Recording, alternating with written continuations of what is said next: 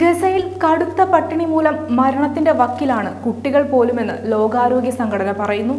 ജനിച്ചു വീഴുന്ന കുഞ്ഞുങ്ങൾക്ക് വേണ്ട ശരീരഭാരമില്ല. ഇസ്രായേൽ ആക്രമണങ്ങളിൽ ഇതുവരെ ഗസയിൽ 31,726 പേർ കൊല്ലപ്പെട്ടു.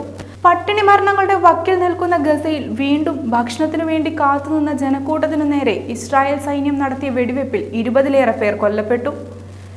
ഇടവേളകളില്ലാതെ തുടരുന്ന യുദ്ധവും നിയന്ത്രണങ്ങളും ഇതിനോടകം തന്നെ ഗസയിലെ ജനതയെ നരകതുല്യമായ ജീവിതത്തിലേക്ക് തള്ളിവിട്ടിരിക്കുകയാണ്.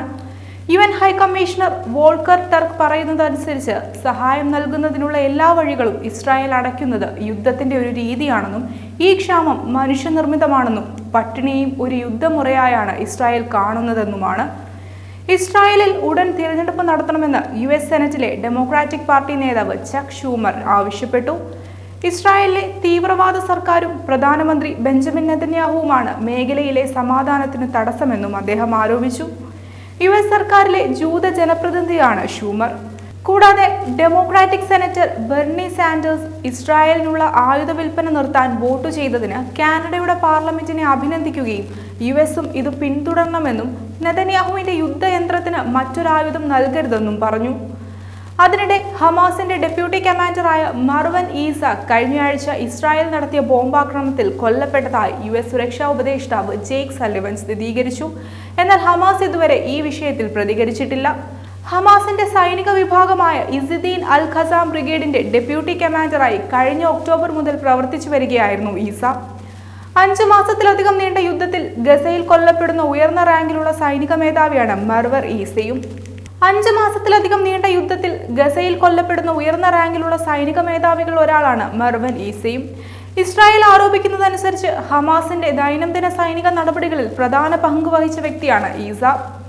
ഗസയിൽ വെടിനിർത്തലുമായി ബന്ധപ്പെട്ട് ദോഹയിൽ നടക്കുന്ന ചർച്ചകൾ പ്രതീക്ഷ നൽകുന്നുവെന്ന് ഖത്തർ പറയുന്നു.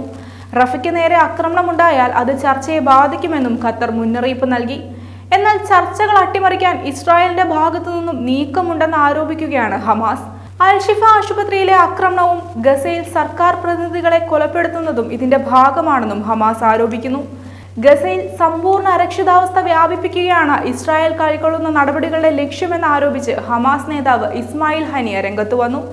അൽ-ഷിഫ ആശുപത്രിയിൽ നടത്തിയ ആക്രമണത്തിൽ 50-ലേറെ പേരെ ഇസ്രായേൽ കൊലപ്പെടുത്തി, 100-ലേറെ പേരെ സൈന്യം പിടികൂടി.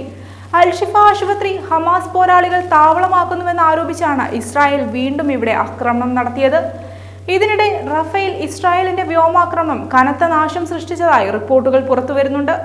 റഫ ഓപ്പറേഷനെ കുറിച്ച് ചർച്ച ചെയ്യാൻ ഇസ്രായേലി ഉദ്യോഗസ്ഥരെ അവിടേക്ക് അയക്കാൻ നെതന്യാഹു സമ്മതിച്ചതായി US അറിയിച്ചു. തലസ്ഥാനമായ ദമാസ്കസിന് സമീപമുള്ള ഒട്ടേറെ സൈനിക പോസ്റ്റുകളിൽ ഇസ്രായേൽ വ്യോമാക്രമണം നടത്തിയതായി സിറിയയും വെളിപ്പെടുത്തി.